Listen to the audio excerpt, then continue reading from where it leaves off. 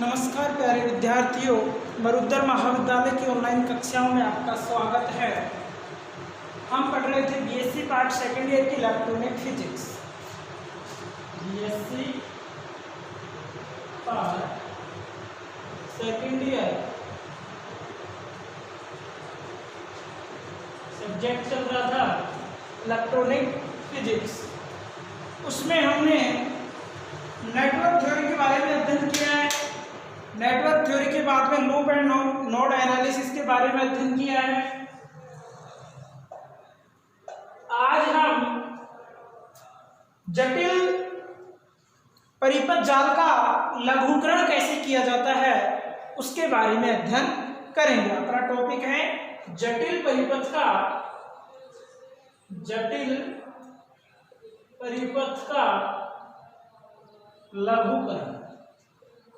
यानी कि साधारण भाषा में हम कहना चाहें कि एक भारी समस्या है हमारे सामने, उसको आसान कैसे बनाया जाए। यानी कि कोई जिंदगी में बड़ी समस्या आ जाए उसको कम कैसे किया जा सकता है। इसी प्रकार कोई जटिल परिपथ यानी कि बहुत कॉम्प्लिकेट परिपथ दिया गया हो, उसका न्यूमेरिकल हमारे को सोल्व करना हो तो उसको आसान तरीके से कैसे सोल्व किया जा सकता है। तो प्यारे विद्यार्थियों, आपके दो तरीके के परिपथ होंगे, डेल्टा या स्टार बोलते हैं। एक तो होता है डेल्टा परिपथ यानी कि डेल्टा जाल, दूसरा होगा स्टार जाल यानी कि एक होता है टी नेटवर्क, एक होता है पाई नेटवर्क। क्या होता है? एक होता है टी नेटवर्क, एक होता है पाई नेटवर्क। दो प्रकार के नेटवर्क का आज हम अध्ययन करेंगे। तो प्यारे विद्यार्थियों, पहले हमने 2 terminal network, 4 terminal network, 3 terminal network के बारे में अध्ययन किया था, जिसमें 2 निवेशी द्वार और 2 निर्गम द्वार थे। इसी प्रकार यहाँ भी 2 निवेशी और 2 निर्गम द्वार होंगे, लेकिन जो परिपथ के अंदर डायग्राम होगा वो कॉम्प्लिकेटेड डायग्राम होगा। यानी कि वो टी के रूप में भी हो सकता है और पाई के रूप में भी हो सकता है। तो प्यारे विद्यार्थियों, टॉपिक डाले जटिल परिपथ का लघुकरण। क्या है? जटिल परिपथ का लघुकरण। और नीचे है टी और पाई या स्टार या डेल्टा जाल। टी और पाई या स्टार या डेल्टा जाल। ठीक है, इसके बारे में हम अध्ययन करेंगे। इसमें बताया गया है कि 2 निवेशी द्वार 1-1 व निर्गम द्वार 2-2 लिए गए हैं और कोई निष्क्रिय जाल दूसरे निष्क्रिय जाल के तुल्य होता है। क्या कहा है? कि कोई भी निष्क्रिय जाल दूसरे निष्क्रिय जाल के तुल्य होता है तथा यदि उसके बाह्य टर्मिनलों पर प्राप्त वोल्टा व धारा के मान में कोई अंतर न, यानी कि कोई भी निष्क्रिय जो जाल होगा वो दूसरे निष्क्रिय जाल के तुल्य कब होगा? यदि उसके बाह्य टर्मिनलों पर प्राप्त जो वोल्टता का मान है वह धारा के मान में कोई भी अंतर नहीं हो, तो एक निष्क्रिय जाल दूसरे निष्क्रिय जाल के तुल्य होगा। उसके बाद में माना कि हम कोई जटिल परिपथ लेते हैं। क्या करते हैं? एक जटिल परिपथ लेते हैं, उसको हम एक बॉक्स के द्वारा निरूपित करते हैं। माना कोई एक जटिल परिपथ लेते हैं, उसको बॉक्स के द्वारा निरूपित करते हैं। ठीक है, बॉक्स के द्वारा निरूपित करने में और उसके बाह्य टर्मिनलों का मान लेते हैं 1-1 और 2-2। ये जो डायग्राम दिया है, ठीक है, ले लिया। उसके बाद जो ये 2 टर्मिनल युग्म होंगे, इनमें से एक पर भाई जो 2 टर्मिनल युग्म है, तो ये है निवेशी और एक निर्गम है। इनमें से एक पर क्या करेंगे? कोई निश्चित लोड प्रतिबाधा प्रयुक्त करेंगे और एक दूसरे युग्म पर लोड करके क्या कर सकते हैं, एक दूसरे युग्म पर प्रतिबाधा का मान ज्ञात कर सकते हैं। तो सबसे पहले तो क्या लिखेंगे इसमें,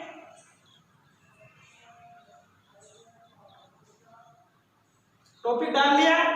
उसके बाद हम लिखेंगे कोई निष्क्रिय जाल, कोई निष्क्रिय, यानी कि पहली लाइन पे लिखेंगे कि इनके द्वारा हम किसी भी जटिल परिपथ का मान ज्ञात कर सकते हैं। उसके बाद कोई निष्क्रिय जाल दूसरे निष्क्रिय जाल के तुल्य होता है, दूसरे निष्क्रिय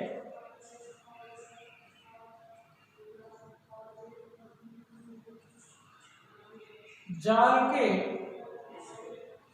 तुल्य होता है। कब होगा, कब होगा भाई तुल्य, यदि उसके बाह्य टर्मिनलों पर, यदि उसके बाह्य टर्मिनलों पर किस किस का मान, प्राप्त वोल्टता व धारा के मान में, प्राप्त वोल्टता व धारा के मान में कोई अंतर न पड़े, वह धारा के मान में कोई अंतर न पड़े। ठीक है, उसके बाद क्या कहा है कि माना कोई जटिल परिपथ है, माना कोई जटिल परिपथ है जिसमें क्या किया गया है, जिसे एक बॉक्स के द्वारा व्यक्त किया गया है, जिसे एक बॉक्स द्वारा निरूपित किया गया है। उसके बाद में क्या किया भाई, निरूपित कर दिया। इस जाल के टर्मिनल, बाह्य टर्मिनल कौन कौन से हैं, इस जाल के बाह्य टर्मिनल 1 1 व 2 2 है। ठीक है, उसके बाद वेरी इंपॉर्टेंट लाइन क्या है कि दो टर्मिनल युग्मों में से एक युग्म पर कोई निश्चित लोड प्रतिबाधा प्रयुक्त करके एक दूसरे युग्म पर प्रतिबाधा ज्ञात की जा सकती है। क्या करते हैं कि इन दो टर्मिनल युग्मों में से, इन दो टर्मिनल युग्मों में से एक पर क्या करते हैं, में से कोई एक युग्म पर, एक युग्म पर क्या करेंगे, कोई निश्चित क्या प्रयुक्त करेंगे, कोई निश्चित लोड प्रतिबाधा प्रयुक्त कर, कोई निश्चित लोड प्रतिबाधा प्रयुक्त कर एक दूसरे के या एक दूसरे युग्म पर, एक दूसरे युग्म पर प्रतिबाधा ज्ञात की जा सकती है, ज्ञात की जा सकती है। क्या कहा है कि दो टर्मिनल युग्म है, उनमें से एक युग्म लेंगे, उस पर कोई निश्चित लोड प्रतिबाधा प्रयुक्त करेंगे तो एक दूसरे की प्रतिबाधा ज्ञात की जा सकती है।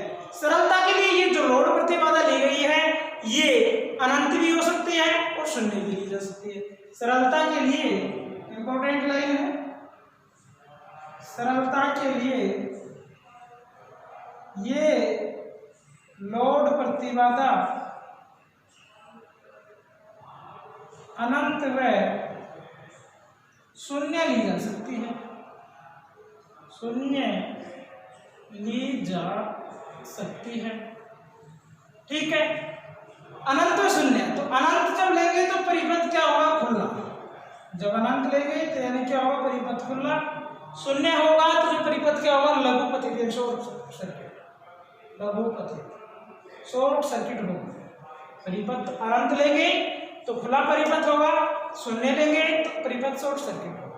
अब इसके लिए हम लेते हैं कि जब टू टर्मिनल खुला हो, जब पहली बार देखो ध्यान से समझना, ये डायरेक्ट वही वर्ड यूज करेंगे, यानी कि दो टर्मिनल, तो टू यानी कि हम कह सकते हैं कि निर्गम द्वार खुला हो, निर्गम द्वार को खुला रख करके और प्रतिबाधा किस पर प्रयुक्त किया जाए, एक एक पर, यानी कि निर्गम द्वार को बंद कर दिया जाए, वो खुला रखा जाए और प्रतिबाधा किस पर, एक एक पर प्रयुक्त किया जाए।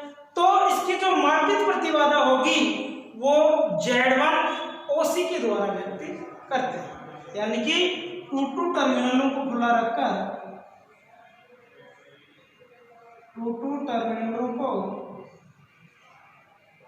खुला रखकर 1-1 पर मापित प्रतिबाधा, 1-1 टर्मिनलों पर मापित प्रतिबाधा को किससे व्यक्त करेंगे, प्रतिबाधा को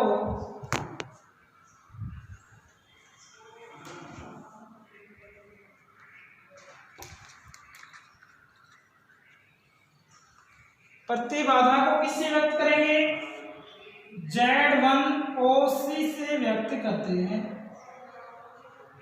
अब ये OC क्या है, ओपन सर्किट, क्या है, ओपन सर्किट, इसे क्या कहेंगे, ओपन सर्किट, ठीक है। यानी क्या किया गया है कि टर्मिनल 2 को खुला किया है और 1-1 टर्मिनलों पर मापित प्रतिबाधा को किससे व्यक्त किया है, Z1 OC के द्वारा, OC मतलब ओपन सर्किट के द्वारा व्यक्त किया जाता है। इसी प्रकार 2 को हम क्या करेंगे, एक बार तो खुला रख दिया, एक बार क्या करेंगे, लघु पथित, शॉर्ट सर्किट कर दिया, तो 1-1 पर क्या होगी प्रतिबाधा, 1-1 टर्मिनलों पर प्रतिबाधा को व्यक्त करेंगे Z1 SC, यानी शॉर्ट सर्किट किया है, SC का मतलब क्या है, शॉर्ट सर्किट, समझे कुछ, यानी कि जब दो टर्मिनलों को खुला रखा है, एक एक पर मापित प्रतिबाधा Z1 ओपन C से और 2 को लघु पथित करने पर Z1 SC से व्यक्त किया जाता है। इसी प्रकार हम क्या करेंगे, 2 पर मापित प्रतिबाधा याद करेंगे, यानी कि जब एक एक टर्मिनल खुला हो, एक एक टर्मिनल क्या हो, खुला, मापित किस पे करनी है, 2 टर्मिनल, तो किससे व्यक्त करेंगे, बताओ आप, Z2 खुला है, Z2 ओपन सर्किट, ठीक है। इसी प्रकार 1-1 को क्या करेंगे, लघु पथित, तो किससे व्यक्त करेंगे 2 को, Z2 SC। इसमें कोई दिक्कत, हम बार बार वहां करेंगे व्यक्त Z1 OC, Z1 SC, तो आपको पता होना चाहिए Z1 OC क्या है, Z1 SC क्या है, Z2 OC क्या है और Z2 SC क्या है। तो प्यारे विद्यार्थियों, क्या क्या है कि 2 टर्मिनलों को खुला रखेंगे, 1-1 पर प्रतिबाधा याद करेंगे, तो उसको Z1 OC यानी ओपन सर्किट से व्यक्त करेंगे। 2 टर्मिनल को जब यदि शॉर्ट सर्किट करते हैं, 1-1 पर प्रतिबाधा याद करते हैं, तो उसको Z1 शॉर्ट सर्किट से व्यक्त करते हैं। ये चारों बातें समझने के बाद यदि किसी अन्य परिपथ के लिए ये टर्मिनल प्रतिबाधाएं दिए गए जो दिया गया परिपथ है उसके लिए टर्मिनल प्रतिबाधाओं के बराबर हो, तो ये परिपथ जाल तुल्य परस्पर होंगे। क्या कहा है कि कोई भी हम एक दूसरा परिपथ ले लें, माने अन्य ले लें, और उसकी टर्मिनल प्रतिबाधाएं कोई दिया गया जो हमारा परिपथ है उसके लिए टर्मिनल जो प्रतिबाधाएं हैं उसके बराबर हो, तो ये परिपथ जाल एक दूसरे के तुल्य होते हैं, परस्पर तुल्य होते हैं। कम से कम 3 प्रतिबाधाओं द्वारा ऐसे सरल परिपथ की रचना की जाती है। ऐसे सरल परिपथ की रचना के लिए कितनी प्रतिबाधाएं आवश्यक होती हैं, 3 प्रतिबाधाएं, कम से कम कितनी, 3 प्रतिबाधाएं आवश्यक होती है। और 3 प्रतिबाधाओं से निर्मित 2 आकृतियों के जाल संभव है। जब 3 प्रतिबाधा लेंगे तो 2 आकृतियों के जाल संभव है, और वो कौन कौन से होते हैं, उन्हें टी जाल या पाई जाल के द्वारा व्यक्त किया जाता है। तो प्यारे विद्यार्थियों, टी नेटवर्क तो ऐसा होता है भाई टी के समान, जैसे Z1 Z2 लगा दिया। अब टी की आकृति कैसे होती है, ऐसे ही होती है, तो बीच में Z3 और लगा दिया, ये हो गया टी के समान ही है। इसको एक बॉक्स में बंद कर दिया बॉक्स में बंद, ये हो गया 1 1 2 2, इसको Z1 Z2 Z3, टी की समान आकृति है इसकी, ठीक है। इसी प्रकार पाई का होगा, तो पाई में क्या हो जाएगा यार, इसको तो हटा देंगे, और पाई में यह क्या होता है, एक ही होती है लाइन, और नीचे क्या होती है, 2 लाइन होती है, तो ये पाई का हो जाएगा आपको। यदि ऐसी आकृति हो तो पाई नेटवर्क कहलाएगी, और टी के समान आकृति हो तो टी जाल कहलाएगी, ठीक है। इसको ZA ZB ZC के द्वारा व्यक्त कर देते हैं। अब इनकी जो रचना है कैसे की है, इनमें ZA ZB ZC कैसे याद करेंगे वो हम नेक्स्ट क्लास में पढ़ेंगे कल। यानी कि हम टी और पाई आकृतियों की 3 प्रतिबाधाओं द्वारा रचित जाल को क्रम से स्टार व डेल्टा जाल भी कहते हैं। विद्यार्थियों, टी और पाई आकृतियों के द्वारा जो निर्मित प्रतिबाधाओं द्वारा जाल होगा वो क्रम से स्टार और डेल्टा जाल कहलाता है। कल इसकी आगे अध्ययन करेंगे कि Z1 Z2 Z3 का मान याद कैसे किया जाता है, ZA ZB ZC का मान याद कैसे किया जाता है। धन्यवाद।